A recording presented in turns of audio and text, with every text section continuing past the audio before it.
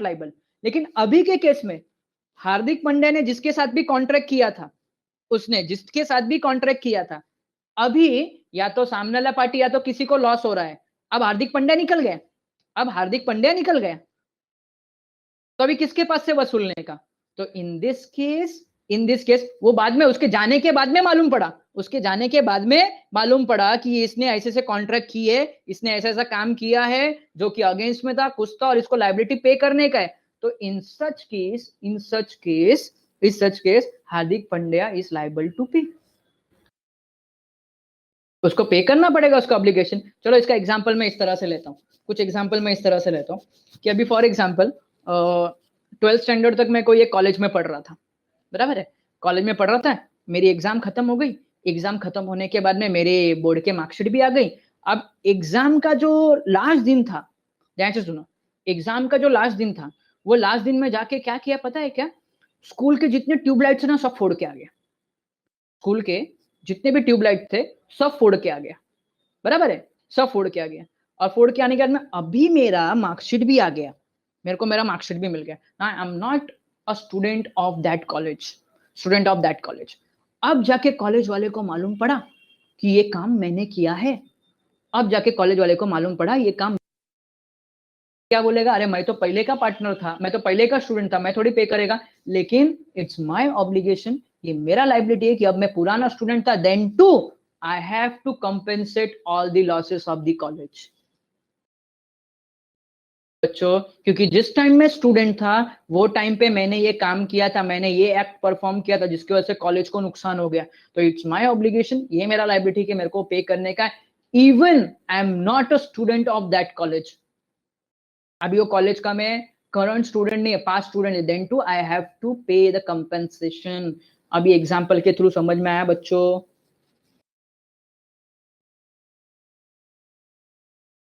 पक्का समझ में आ रहा है? हाँ हाँ बोल रहे हैं, समझ में आ रहा है तो अच्छी बात है। चलो नेक्स्ट वन, सेक्शन नंबर 24 का सबसेक्शन 5। सबसेक्शन 5 अपना नॉर्मल है, जैसा हम लोग एडमिशन, रिटायरमेंट एंड डेथ में करते हैं। Where a partner of LLP ceases to a partner unless otherwise provide in the LLP agreement, the former partner or person entitled of the death or insolvency of the former partner shall be entitled to receive from the LLP क्या क्या मिलेगा? Capital contribution, and उसके बाद में accumulated profit और deduction of accumulated losses. ये हम लोग ने रिटायरमेंट में किया है, डेथ में किया है, मैं राइट? रिटायरमेंट और डेथ में जब पार्टनर रिटायर होता है, जब उसका डेथ होता है, तो जाने के टाइम पे उसको क्या क्या मिलता है? जो कैपिटल कंट्रीब्यूट किया वो मिलेगा, कैपिटल कंट्रीब्यूट करने के बाद में एक्यूमुलेटेड प्रॉफिट है वो मिलेगा, एक्यूमुलेटेड प्रॉफिट के बाद में अगर लॉसेस है तो लॉसेस डिडक्ट होगा, और एल्स और कुछ और भी कुछ मिलता है वहां पे, profit till the date of retirement death ये भी मिलता है। यस ठीक है, अभी कुसुम ने गुडविल बोला, ठीक है गुडविल भी, बट यहाँ पे तीन पॉइंट क्या बोला है, 2 पॉइंट क्या बोला है? Capital contribution and accumulated losses less करके मिलेगा। And the last one, six clause क्या बोलता है? फॉर्मर पार्टनर और a person entitled to it, former partner समझ में आ गया? सर ये इतना बड़ा लिखा ना, ये कौन है? तो हम ये सिंपल सा बोल सकते हैं, नॉमिनी बोल सकते हैं, लीगल रिप्रेजेंटेटिव बोल सकते हैं। इनफैक्ट नॉमिनी की जगह पे रादर देन ये प्रॉपर वर्ड है, लीगल रिप्रेजेंटेटिव।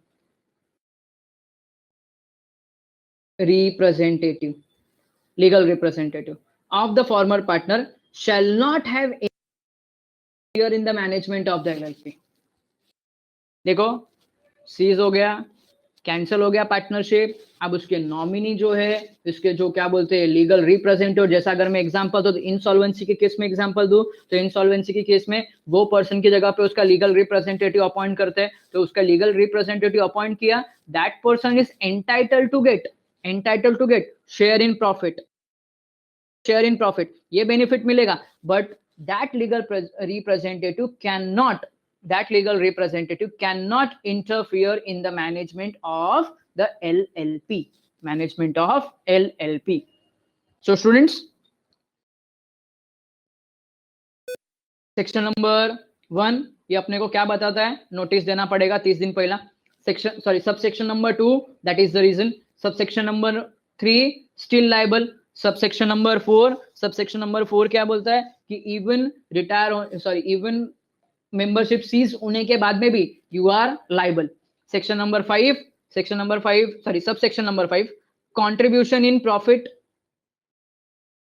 बराबर है. And subsection number 6, that is no interference, no interference in management, in management. बोलो, ये सेक्शन में किसी को कोई डाउट है? Section number 24 is clear friends?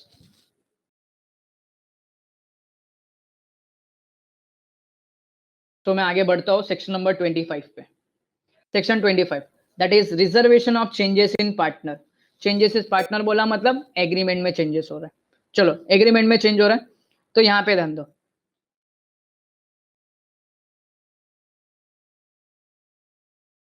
चलो,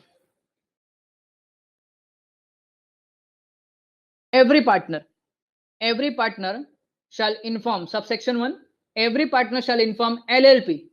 किसको इन्फॉर्म करने का? LLP. Of any changes his name or address within a period of 15 days. Within the period of 15 days of 15 days of such changes. For example, मेरा पहले का address वैसे ही था, अब मैं शिफ्ट होके चला गया बॉम्बे में, बैंड्रा में रहता हूं तो बैंड्रा का एड्रेस आएगा. नेम में चेंज हो रहा है, स्पेशली नेम में जब चेंज किसके लिए होता है तो गर्ल्स लोग के लिए होता है. शादी के बाद में नाम चेंज हो गया, बराबर है, तो नाम वगैरह में अगर चेंजेस हो रहा है तो 15 डेज के अंदर इन्फॉर्म करने का. कितने डेज के अंदर? 15 days. Next, LLP shall, subsection 2, clause A, where a person becomes or cease बोला मतलब तो आप बोल सकते हो रिटायरमेंट और डेथ. बिकम्स बोला मतलब हमारे लैंग्वेज में हम लोग बोलते हैं एडमिशन, या कोई नया पार्टनर एडमिट हो रहा है. वेयर अ पर्सन बिकम्स और ceases to be a partner, file a notice. देखो देखो देखो, file a notice with the registrar within 30 days from the date he becomes or cease to be a partner. देखो, 30 days के अंदर, कितने days के अंदर? 30 डेज के अंदर किसको नोटिस भेजने का? आरओसी, रजिस्ट्रार को. Where there is any changes in name and address, ये इंपॉर्टेंट पॉइंट है. Where there is any change in the name or address of a partner, file a notice with the registrar within 30 days of such change. अभी अगर point ऐसा है तो ये point ऐसा है, देखो यहाँ पे बच्चों. अभी अगर नाम में चेंज हो गया, किस में चेंज हो गया? नेम में चेंज हो गया. Name and address, name and address, बराबर है. एक फॉर एग्जांपल है पार्टनर है, तो पार्टनर किसको इन्फॉर्म करेगा? एलएलपी को. एलएलपी को कितना? With in 15 days of change, with in 15 days of change. And LLP किसको इन्फॉर्म करेगा? तो एलएलपी इन्फॉर्म करेगा रजिस्ट्रार को. किसको? रजिस्ट्रार को. अब तुम बोलेंगे सर इधर पे ये आना चाहिए ना, विद इन 30 डेज, बराबर? नहीं, गलत है. क्या लिखा है देखो, with in 30 days of change, तो इधर से इधर तक का 30 डेज होना चाहिए. ये पॉइंट समझ में आया? ये पॉइंट समझ में आ गया? Partner with in 15 days LLP को देगा, विद इन 15 डेज एलएलपी को देगा, चेंज होने के 15 डेज के अंदर. एलएलपी के देने का है तो रजिस्टर को कब देने का? देखो यहाँ पे, with in 30 days of such changes, with in 30 days of such changes. अभी डेट के हिसाब से मैं बोलता हूँ, मैं अभी डेट के हिसाब से बोलता हूँ, यहाँ पे ध्यान दो. फॉर एग्जाम्पल 1 अप्रैल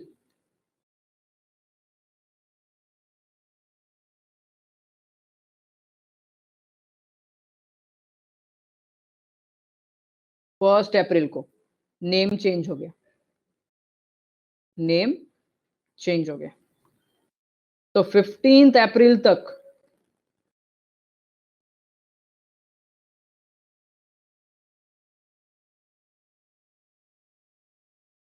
15th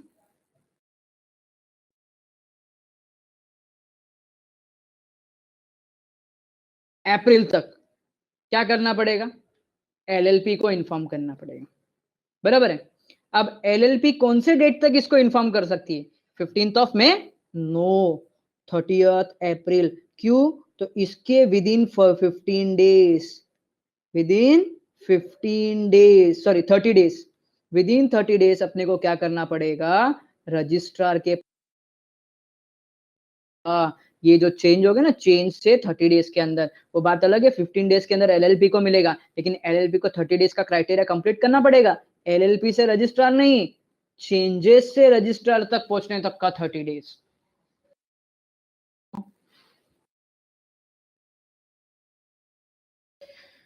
ये लाइन क्लियर हुआ, ये वाली लाइन,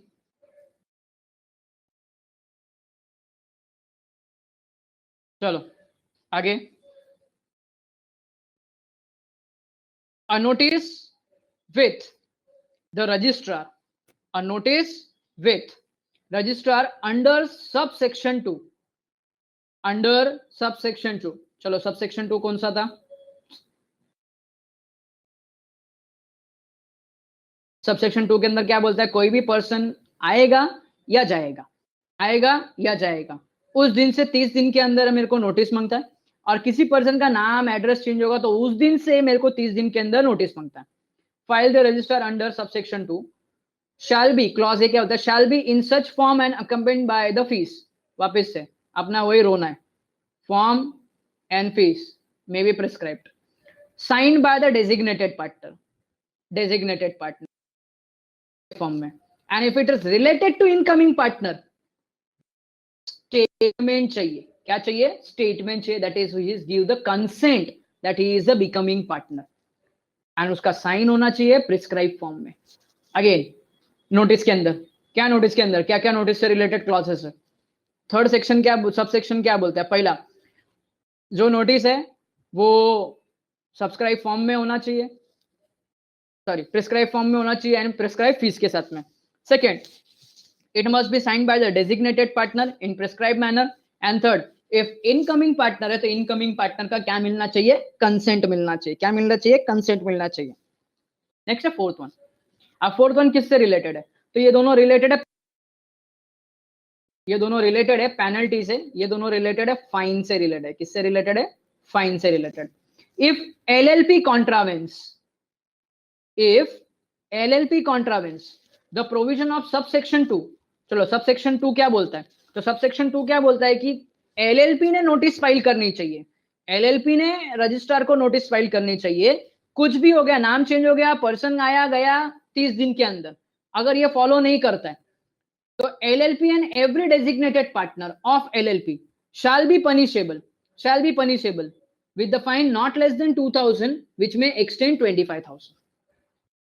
ये एलएलपी के लिए, किसके लिए, एलएलपी के लिए। लेकिन अगर पार्टनर, पार्टनर के लिए क्या बोला है, पार्टनर के लिए क्या बोला है, पार्टनर के लिए बोला अगर नेम एंड एड्रेस चेंज करेगा तो कितने डेज का नोटिस, 15 डेज का, कितने डेज का, 15 डेज का नोटिस, कितना, 15 डेज का नोटिस।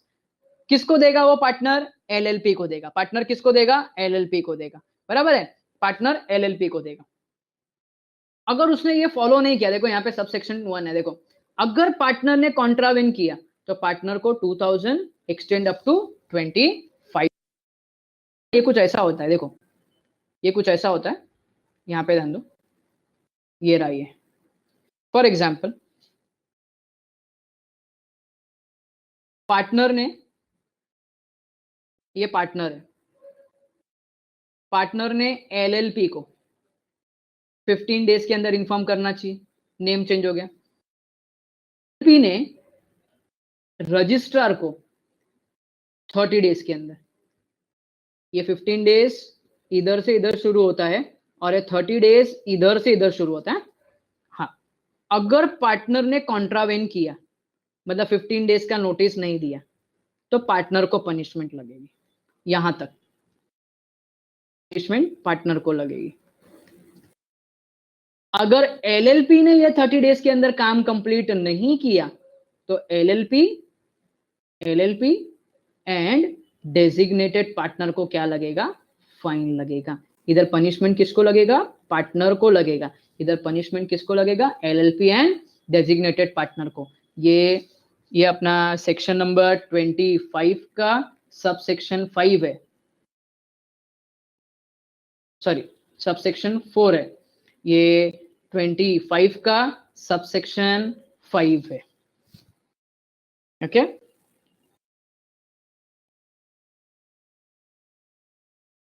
चलो आगे। पढ़ाई के लिए The next- मेहनत तो सब करते हैं, लेकिन स्मार्ट स्टडी कौन करता है? प्री एग्जाम ऐप के साथ बनाइए अपनी तैयारी super smart.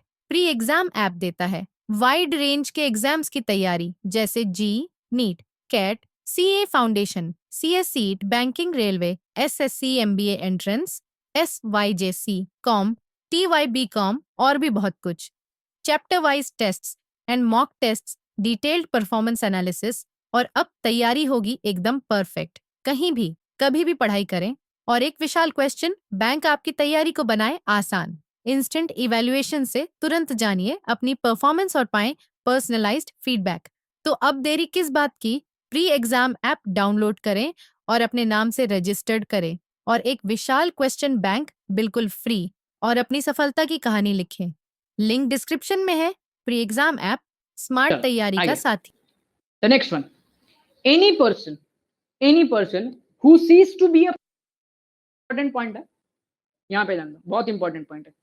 Any person who cease to be a partner of LLP may himself file with the registrar the notice subsection 3। Subsection 3 के अंदर क्या पॉइंट है देखो, सबसेक्शन 3 के अंदर है ना नोटिस के बारे में लिखा है। किसके बारे में लिखा है, नोटिस के बारे में लिखा है, बराबर है। प्रिस्क्राइब फॉर्म में होना चाहिए, फीस होना चाहिए, डेजिग्नेटेड पार्टनर का साइन होना चाहिए। Okay if he has reasonable cause to believe that LLP may not file the notice with the registrar। देखो उसका काम था, उसने रजिस्ट्रार को इसको एलएलपी को नोटिस दे दिया, बराबर है। अब एलएलपी का काम है वो किसको नोटिस फाइल करने का, मैं पार्टनर है, मैं जा रहा है, मेरा काम है, मैं एलएलपी को देगा। एलएलपी का काम है किसको देने का, तो एलएलपी का काम है रजिस्ट्रार को देने का। लेकिन एलएलपी ने ना नोटिस फाइल नहीं किया, नोटिस फाइल ही नहीं किया, रजिस्ट्रार को नहीं किया, तो ये केस में पार्टनर फाइल कर सकता है। ये केस में पार्टनर फाइल कर सकता है। चलो मैं इसका एक एग्जांपल लेता हूं, छोटा सा एग्जांपल। चलो जैसे अभी कोई एक एलएलपी है, बराबर है, उत्कर्ष तेरा एग्जांपल लेता हूं। अभी वो एलएलपी में ना एक डेजिग्नेटेड पार्टनर है अपनी उत्तू दीदी, बराबर है, और उसके अंदर का एक बदमाश पार्टनर है हार्दिक पांड्या, एचपी। अभी हार्दिक पांड्या क्या बोलता है, आई वॉन्ट टू गो, मेरे को ये एलएलपी नहीं मांगता है, बराबर है। हार्दिक पांड्या ने क्या किया, एलएलपी को नोटिस दे दी। अब ये डेजिग्नेटेड पार्टनर्स, इनका क्या काम है, इनका काम है कि जो रजिस्ट्रार है ये रजिस्ट्रार को नोटिस देने का 30 डेज के अंदर, बराबर है। लेकिन वो उत्कर्ष को मांगते कि हार्दिक पांड्या, बराबर है, उसने जानबूझ के वो रजिस्ट्रार को यही नहीं दिया, नोटिस नहीं दिया। तो नाउ हार्दिक पांड्या कैन, अभी हार्दिक पांड्या डायरेक्टली क्या करेगा, हार्दिक पांड्या ये नोटिस बोलेगा ठीक है तू नहीं सबमिट कर रही है ना, तेरे से नहीं हो रहा है ना, तो एक काम कर, मत कर, मेरे को दे, I will go and I will file a notice. अब मैं नोटिस फाइल करूंगा, किसको, अभी Hardik Pandya directly notice file कर रहा है, किसको फाइल कर रहा है, रजिस्ट्रार को। डायरेक्टली नोटिस किसको फाइल कर रहा है, रजिस्ट्रार को। And he has a genuine reason, उसके पास जेन्युइन रीजन है। भाई उसने तो डेजिग्नेटेड पार्टनर को दे दिया, डेजिग्नेटेड पार्टनर सबमिट नहीं कर रहा है, डेजिग्नेटेड पार्टनर फाइल नहीं कर रहा है, तो गलती थोड़ी हार्दिक पांड्या की, एचपी की गलती थोड़ी है। वो तो डायरेक्टली जाएगा रजिस्ट्रार के पास से।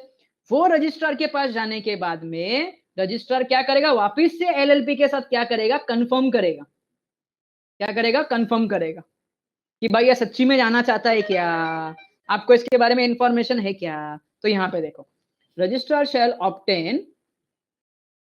शैल obtain confirmation to this effect from LLP unless the LLP has also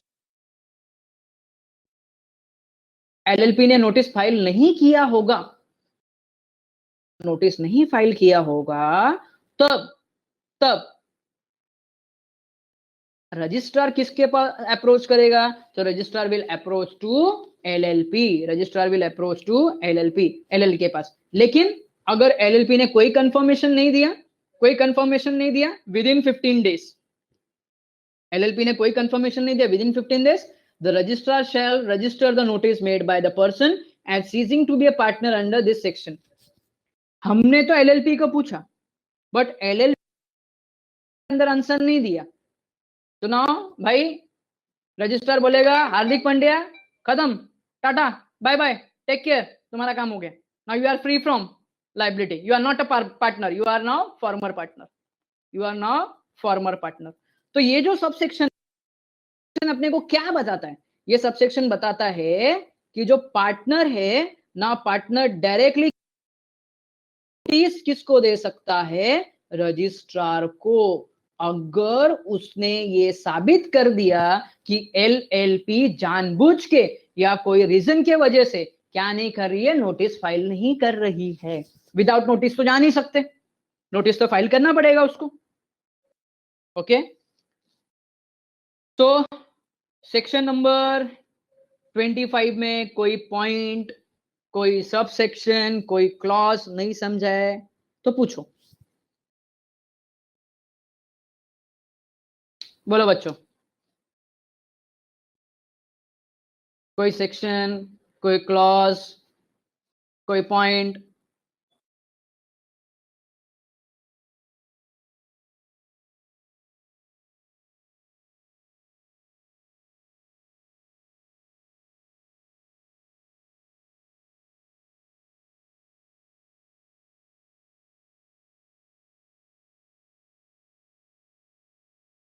अगर एलएलपी ने आरओसी को नहीं बताया तो पेनल्टी लगेगा क्या? यह पेनल्टी लगने का चांसेस है, ले सकता है, क्योंकि आरओसी तो सीधा बोलेगा, क्योंकि तो कॉन्ट्रावेन ऑफ एक्ट हो गया, वहां पे कॉन्ट्रावेन ऑफ एक्ट हो गया, क्योंकि क्या होगा, उसने तो फाइल कर दिया। अब वो फाइल जैसे उसने कर दिया तो उसको एलएलपी को कंपलसरी फाइल करना ही पड़ेगा नोटिस।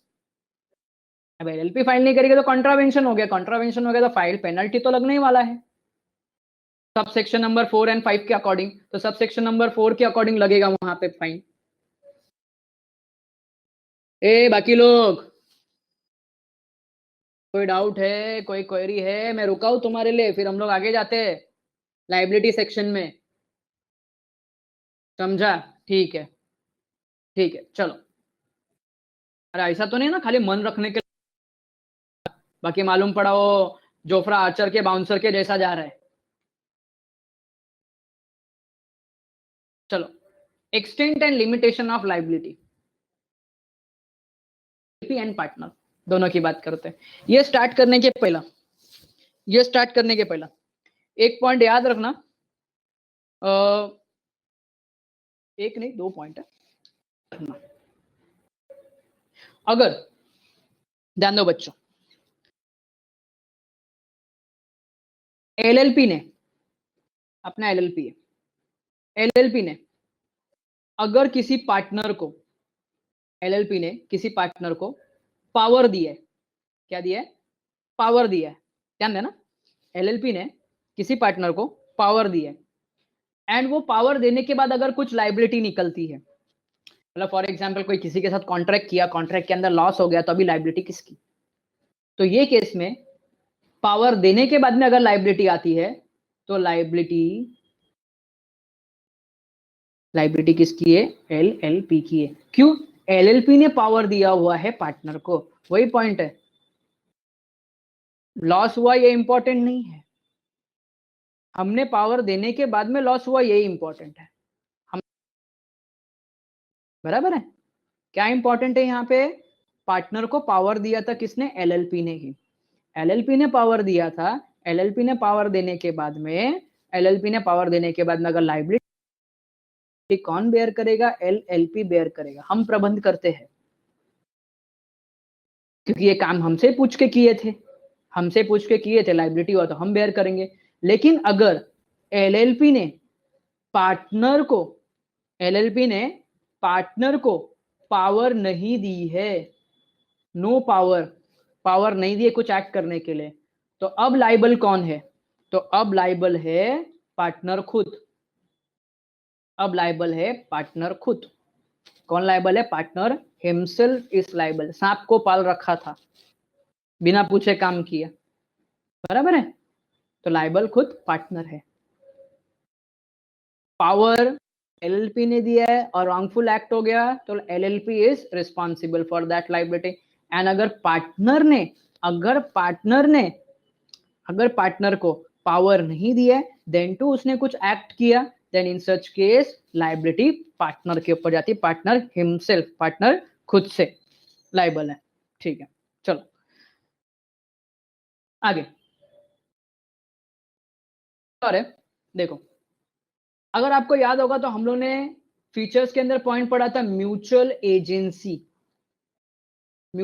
एजेंसी जो अपने एलएलपी में नहीं होती है। अभी दो पार्टनर है, मुझे बताओ दो पार्टनर है, एक पार्टनर ने कोई एक्ट किया, उसके एक्ट के वजह से होगा क्या? उसका एक्ट है, उसके एक्ट के वजह से दूसरा पार्टनर लॉस बेयर करने के लिए लाइबल होगा क्या? he will liable? तो answer is no, partner to partner कभी लाइबल नहीं होंगे। लेकिन अगर मैं दूसरा एग्जांपल दूं तो अगर पार्टनर है, पार्टनर ने कोई एक्ट किया, और अगर मैं बात करूं एलएलपी लाइबल है क्या? तो sometimes yes, sometime yes, not always, sometime yes. ये कौन से कंडीशन में आएगा समटाइम यस? जब एलएलपी ने पावर दिया रहेगा, एलएलपी बाउंड है, एलएलपी क्या करेगी? लाइबिलिटी उठाएगी। लेकिन अगर पावर दिया नहीं है, देन टू पार्टनर ने एक्ट किया है, तो लाइबिलिटी पार्टनर का है। अच्छा, इधर पे मैंने जो दो पॉइंट डिस्कस किया, ये समझा तुम लोग को? अगर ये समझ गया तो ये फटाफट समझ में आ जाएगा। जो दो पॉइंट डिस्कस किया आपके साथ में, वो समझ में आया बच्चों? ठीक है, चलो अभी ये फटाफट मक्खन जैसा हो जाएगा अपना। सबसे पहला partner as a agent, section number 26 पे जाते हैं। करो, सेकंड वाला बोला मतलब कौन सा? ये ना, देख ये मैंने ये ऊपर फर्स्ट पॉइंट समझा, वो समझ में आया क्या?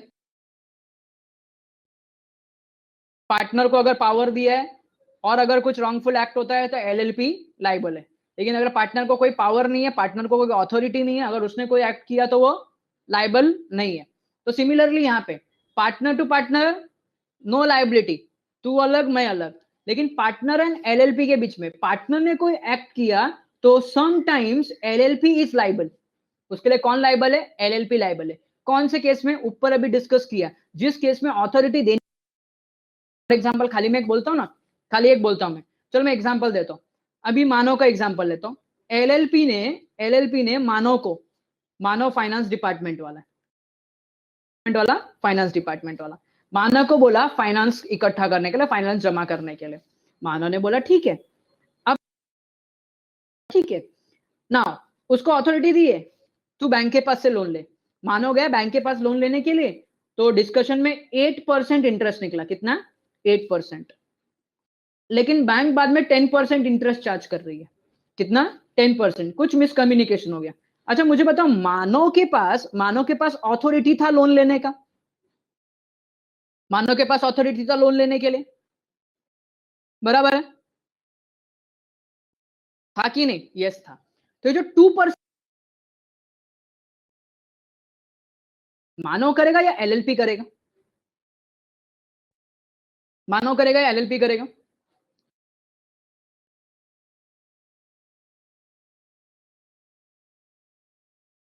एलएलपी करेगा। Very good, perfect. क्योंकि अथॉरिटी दी थी, आगे पीछे हो गया कोई प्रॉब्लम नहीं है, अभी 2% करेगा। लेकिन अगर मैं दूसरा एग्जांपल लूं, अब दूसरे एग्जांपल में मानव को फाइनेंस का काम दिया है, लेकिन मानव ने जाके क्या कर दिया पता है क्या? मानव ने फॉर एग्जांपल किसी पार्टी के साथ में डेवलपमेंट का काम ले लिया, फाइनेंस का काम रह गया। अब जब एलएलपी को मालूम पड़ा, एलएलपी ने कॉन्ट्रैक्ट कैंसिल कर दिया, अब मुझे बताओ लाइबल कौन, एलएलपी या मानव? अभी समझ गया मानव वो एग्जाम्पल? ओके ठीक है, चलो अब जाते हैं इधर पे, section number 26। Every partner of LLP, every partner of LLP for the purpose of the business of LLP, the agent of LLP, that is the most important, agent of LLP but not of other partners। वो किसके LLP के लिए, partners के लिए नहीं। लेकिन इसके पहले का अगर मैं एग्जांपल दूं पार्टनरशिप फॉर्म का, तो पार्टनरशिप फॉर्म में every partner is a principal and every partner is a agent. Agent relationship है, एक को लॉस हो गया सब बेयर करेंगे। चलो अब आता है extent of liability. Extent of liability section number 27, section number 27। चलो LLP is not bound, very important, not being done by partner in dealing with a person, in dealing with a person, that partner in fact has no authority। याद होगा तो अपना second case जिसमें मानो finance वाला था but development का काम ले लिया। no authority to act for the LLP in doing a particular act, and the person knows that, the person knows that he has no authority। ये भी बहुत इंपॉर्टेंट पॉइंट है। the has no authority or does not know or believe him as a to be a partner of the LLP। Sir second example में देखो, second example पे मानव ने क्या किया, मानव ने क्या किया, डेवलपमेंट का ऑफर दिया, वो पार्टी को पता है अरे डेवलपमेंट का काम तो ओम करने को आता है, डेवलपमेंट का काम ओम करने को आता है, तो इसने क्यों आज डेवलपमेंट का कॉन्ट्रैक्ट मेरे साथ में साइन किया? उसको पता है, उसको पता होने के बाद में भी अगर वो कॉन्ट्रैक्ट साइन करता है, then in such case LLP is not bound. LLP कोई भी बाउंड नहीं है। अगर आपको याद होगा तो इसमें सेम केस यही आता है कंस्ट्रक्टिव नोटिस जैसा।